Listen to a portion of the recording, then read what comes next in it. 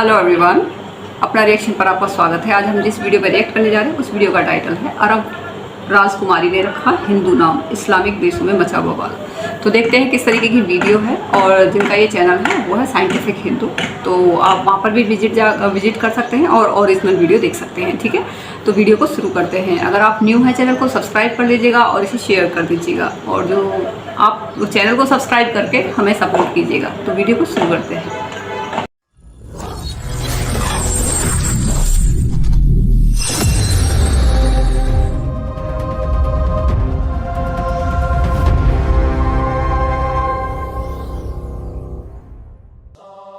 हिंदू शब्द को लेकर इतिहासकारों में हमेशा मतभेद रहा है।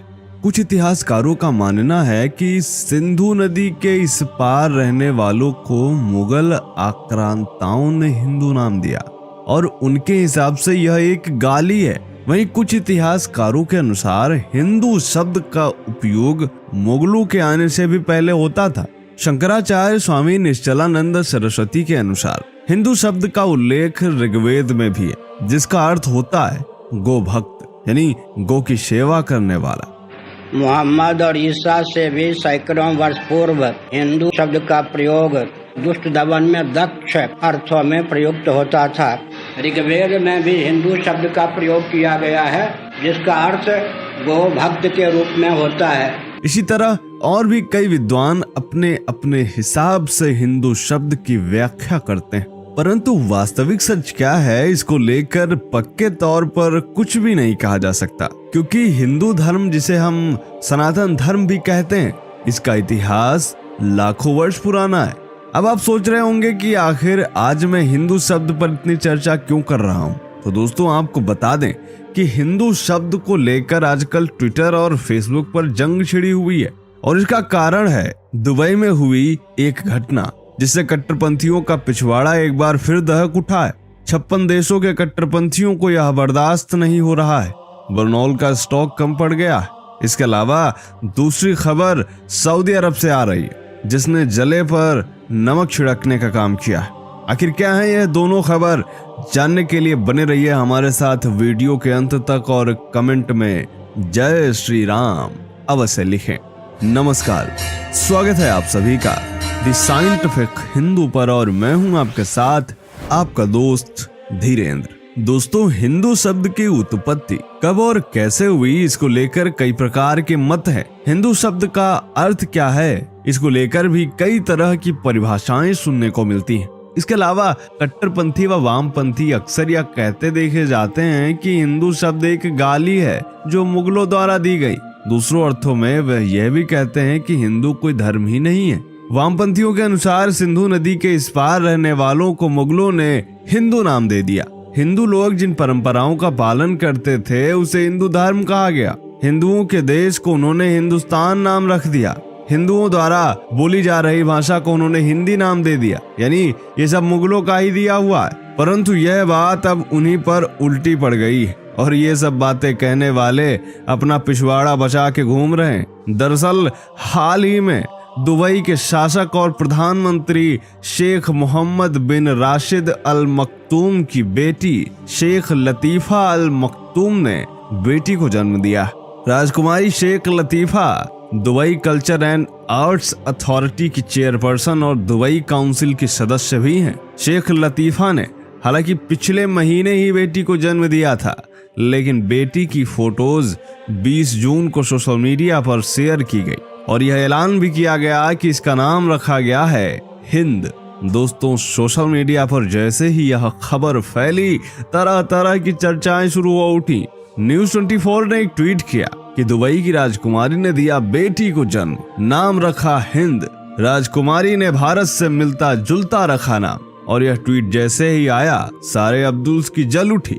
इस ट्वीट के रिप्लाई में ठेके पर लिए गए 700 रुपए के ब्लू टिक के साथ अब्दुल नामक यूजर ने लिखा, Hind means brave and courageous in Arabic, stop fooling भक्त्स। यानी ये अब्दुल कह रहा है कि अरेबिक भाषा में हिंद का अर्थ होता है बहादुर और साहसी, इसीलिए भक्तों यानी भारतीय हिंदुओं को मूर्ख बनाना बंद करो। अब सवाल उठता है कि यदि हिंद का अर्थ बहादुर और साहसी होता है तो फिर हिंदू शब्द गाली कैसे हुआ? दूसरे शब्दों में कहें तो यदि हिंदू शब्द मुगलों ने दिया है तो इसका मतलब है कि मुगलों की नजर में भी ये हिंदू बहादुर और साहसी थे, जिनसे मुगलों की हमेशा फटी रहती थी। और शायद इसीलिए कई लोगों ने अलग अलग ढंग से अब्दुल को रिप्लाई भी किया है। जिनेश शाह नामक यूजर ने रिप्लाई करते हुए लिखा है, बिल्कुल सही, हिंद का मतलब है बहादुर और साहसी, यानी हिंद राष्ट्र भारत के निवासी बहादुर और साहसी थे। इसीलिए बाबर और लाखों आक्रमणकारी भारत को पूरी तरह से नष्ट नहीं कर पाए। वैसे क्या आप अरबी भाषा जानते हैं? इसी तरह कई और लोगों ने भी मजेदार रिप्लाई किए हैं, जिनका उत्तर ना तो कट्टरपंथियों को देते बन रहा है और ना ही वामपंथियों को, क्योंकि हिंद, हिंदू, हिंदी, हिंदुस्तान, इन सब को मुगलों द्वारा दी गई गाली कहा जाता था इन कट्टरपंथियों के द्वारा। लेकिन अब इनका झूठ पकड़ा जा रहा है जब संयुक्त अरब अमीरात की राजकुमारी ने अपनी बेटी का नाम हिंद रख दिया है। बेचारों को ना ये बात उगलती बन रही है ना तो निगलती बन रही है। संयुक्त अरब अमीरात की राजकुमारी द्वारा अपनी बेटी का हिंद नाम रखा जाना अपने आप में एक बड़ा संकेत देता है। अब कुछ लोग यह कह सकते हैं कि इसका संबंध भारत से नहीं है। तो दोस्तों, संयुक्त अरब अमीरात हो, सऊदी अरब हो या फिर कोई भी इस्लामिक देश हो, कोई भी भाषा हो, हिंद नाम का सीधा सीधा संबंध भारत से ही है। और जिनको नहीं पता वह जा करके रिसर्च कर लें। अगर इसका कुछ और भी अर्थ होता हो तो वह हमें बता सकते हैं। इसके अलावा सऊदी अरब भी बेहद खामोशी के साथ भगवामय होता दिखाई दे रहा है। प्राप्त जानकारी के अनुसार सऊदी अरब स्कूलों के टेक्स्ट बुक को इतनी सावधानी और खामोशी के साथ बदल रहा है कि जिसका पता बहुत ही कम लोगों को चल पाया है। वन इंडिया के अनुसार अमेरिकी न्यूज चैनल CNN ने दावा किया है कि सऊदी अरब अपने स्कूलों के टेक्स्ट बुक में ऐसे बदलाव कर रहा है जिसका मकसद बच्चों को कट्टर विचारधारा से बाहर निकालकर उदारवादी विचारधारा में लाना है। दरअसल यह बदलाव सऊदी अरब में सहिष्णुता को बढ़ाने के लिए किया जा रहा है, लेकिन यह कार्य इस तरह से किया जा रहा है कि किसी को कोई भनक ना लगे और टेक्स्ट बुक में बदलाव को लेकर कोई विरोध ना हो। हाल ही में पता चला है कि सऊदी अरब में इजराइल को लेकर कई तरह की बातें हटा दी गई हैं और नई बातों को जोड़ दिया गया है। और इसके पीछे माना जा रहा है कि सऊदी अरब अब धीरे धीरे इजराइल के साथ अपने संबंधों को सामान्य करने की कोशिश कर रहा है। सऊदी अरब की कोशिश है कि देश में आने वाली नई जनरेशन के मन में इजराइल को लेकर विकृत भावना रहे। इससे पहले वर्ष 2021 में सऊदी अरब सरकार ने नया पाठ्यक्रम जारी किया था जिसमें रामायण और महाभारत के साथ हिंदू धर्म और हिंदू सभ्यता को स्कूली किताबों में शामिल किया गया था। इस पाठ्यक्रम में योग और आयुर्वेद को भी अलग अलग क्लास की किताबों में शामिल किया गया था। उस समय भी सऊदी सरकार ने कहा था कि उनका मकसद देश की आने वाली पीढ़ी को अलग अलग संस्कृतियों से पहचान करानी है। सरकार की कोशिश है कि नई जनरेशन रामायण, महाभारत, भारतीय संस्कृति, योग और आयुर्वेद के बारे में पढ़े और समझे। इम्पैक्ट SE के मुताबिक सऊदी अरब के नए पाठ्यक्रम में कई आतंकी संगठनों की गंभीर आलोचना की गई। स्कूली किताबों में से वह लाइनें भी हटा दी गई हैं जिनमें लिखा था कि यहूदी, ईसाई और हिंदू इस्लाम के दुश्मन है। इजराइल और फिलिस्तीन के बीच जो संघर्ष है उससे संबंधित पाठ भी हटा दिए गए। प्राप्त जानकारी के अनुसार सऊदी अरब शिक्षा मंत्रालय स्कूली किताबों में परिवर्तन के लिए इम्पैक्ट SE थिंक टैंक की मदद लेता है और उसके सुझाव पर ही यह बदलाव किए जा रहे हैं। दोस्तों, सऊदी अरब लगातार सुधार कार्य कर रहा है, वह पूरी तरह से बदल रहा है। काफी कुछ बदल भी चुका है, जैसे कि सऊदी अरब में संगीत पर पाबंदी थी परंतु अब म्यूजिकल इवेंट हो रहे हैं। महिलाओं को गाड़ी चलाने और शिक्षा पर भी पाबंदी थी परंतु अब महिलाएं गाड़ियां भी चला रही हैं, पढ़ भी रही हैं और संस्थानों में अहम पदों को भी संभाल रही हैं। सऊदी अरब में दूसरे धर्मों पर जहां पाबंदी थी, अब सऊदी अरब का नजरिया उन धर्मों पर भी नर्म हो रहा है और उनसे संबंधित शिक्षा भी सऊदी अरब के बच्चों को दी जा रही।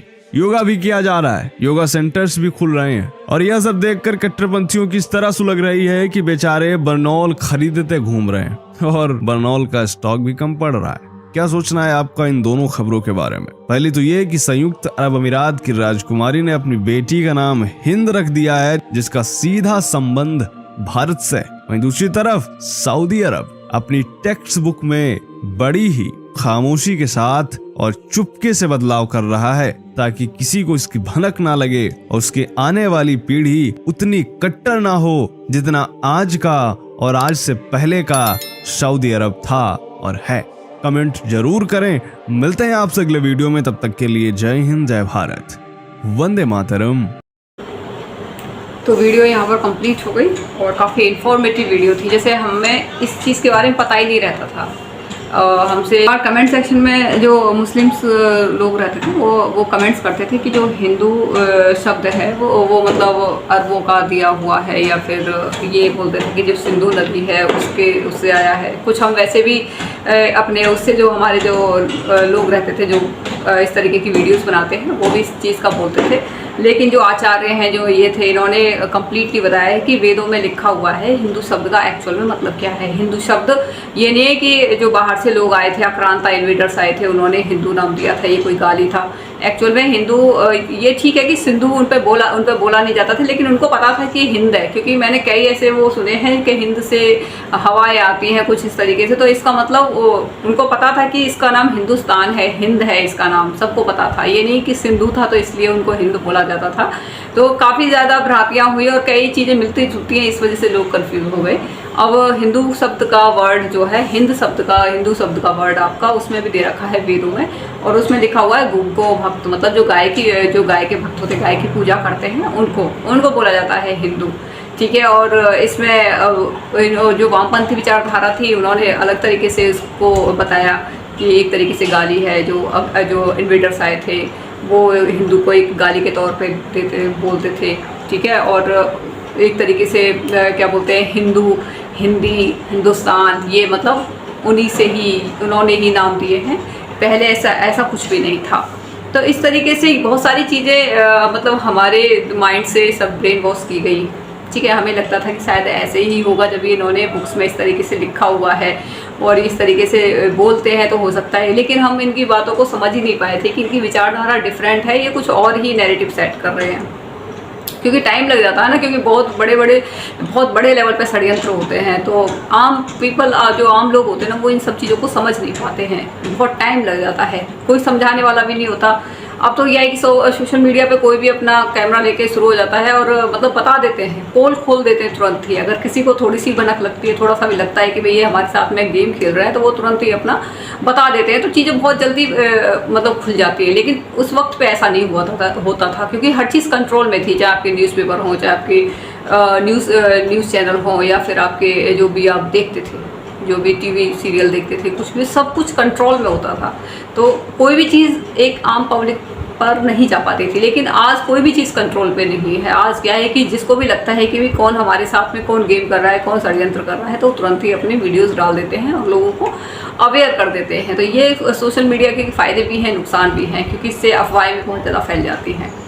ठीक है। तो अब इन्होंने जैसे हिंदू शब्द का बताया था, हिंदू शब्द आपके वेदों में है और जगह भी है ये। ठीक है। तो अब ये कन्फ्यूजन तो बिल्कुल दूर हो गई। अगर कोई क्वेश्चन पुट करता है आपसे कि भाई जी ये तो जी वहाँ से आए थे, उनसे बोला नहीं जाता था, इस वजह से वो हिंदू करके बोलते थे, हिंदू बोलते होंगे, वो उनकी प्रॉब्लम है। लेकिन हमारे वेदों में ये लिखा हुआ है। ठीक है ना। वो अब जिसको बोलना आता है नहीं आता है, वो उनकी प्रॉब्लम है। ठीक है। और उनको सब कुछ पता था, कोई अनजान नहीं थे। वो ये नहीं थे कि इन्होंने कोई इंडिया की खोज की, भारत की खोज की थी। इंडिया एक सुपर पावर था उस वक्त पे, सोने की चिड़िया था। जैसे अमेरिका को जानते हैं ना, ऐसे इंडिया को जाना जाता था पहले। ठीक है। तो ऐसा नहीं कह सकते इन्वेडर्स को नाम बोलना नहीं आता था, ये नहीं करना था, सब कुछ पता था उन्हें। जैसे आम आदमी हम अमेरिका बोलते हैं ना, ऐसा तो नहीं कि हमसे बोलना नहीं आता, सबको बोलना आता है ना, ऐसे ही बोलना आता था। क्योंकि जैसे अमेरिका सुपर पावर है, अमेरिका को हर कोई जानता है, ऐसी हिंदुस्तान को उस वक्त हर कोई जानता था, क्योंकि सुपर पावर था और क्या बोलते हैं, एक तरीके सोने की चिड़िया था। हर इन्वेडर्स के नाम पे इंडिया का नाम होता था, हिंदू हिंदू हिंदू, उनको सब कुछ पता था। ये तो बाद में ये सारी चीज़ें गढ़ी गई हैं, समझ में आ गया, वेदों में है, सब कुछ है। तो अब तो ये चीज़ क्लियर हो चुकी है। दूसरा, जैसे इन्होंने बताया है कि उसमें उन्होंने अपनी बेटी का नाम रखा है, क्या नाम है, वो हिंद रखा है।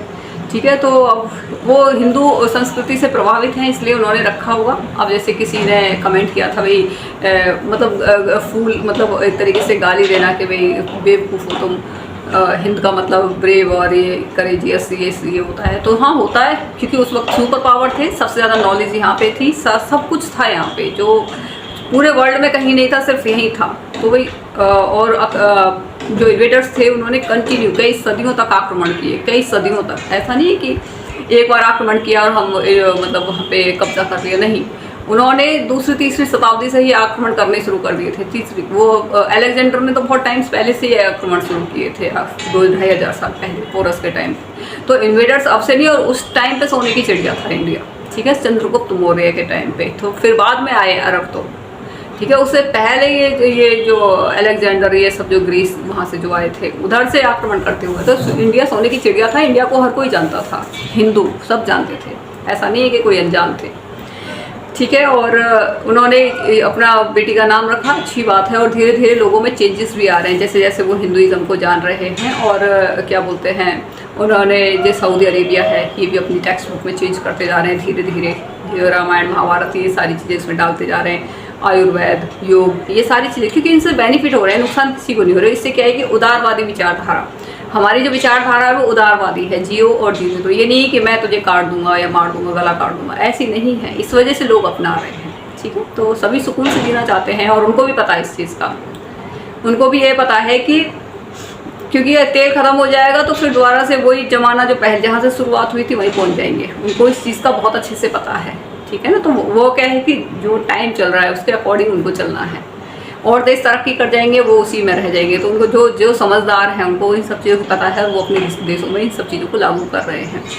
ठीक है, और समझ नहीं आता मुझे कि वहाँ पे इतना मॉडर्न तरीके से रह रहे हैं और यहाँ पे पता नहीं क्या फंडिंग कर रहे हैं, क्या चक्कर है कि यहाँ पे लोग इतने इस तरीके से विरोध करते हैं। क्या है, फंडिंग ही समझ लीजिए कि आप अपने देश में शांति बना के रखना चाहते हैं और दूसरे देश में आप अराजकता फैलाना चाहते हैं, आप ये भी कह सकते हैं, मुझे जो लगता है। ठीक है, वीडियो काफ़ी अच्छी है, और बताइएगा आपको कैसा लगा हमारा रिएक्शन। अगर आपको ये वीडियो पसंद आई हो तो आप इस चैनल को सब्सक्राइब कर दीजिएगा, और इसे सब्सक्राइब करके आप हमें सपोर्ट जरूर कीजिएगा। जय श्री राम।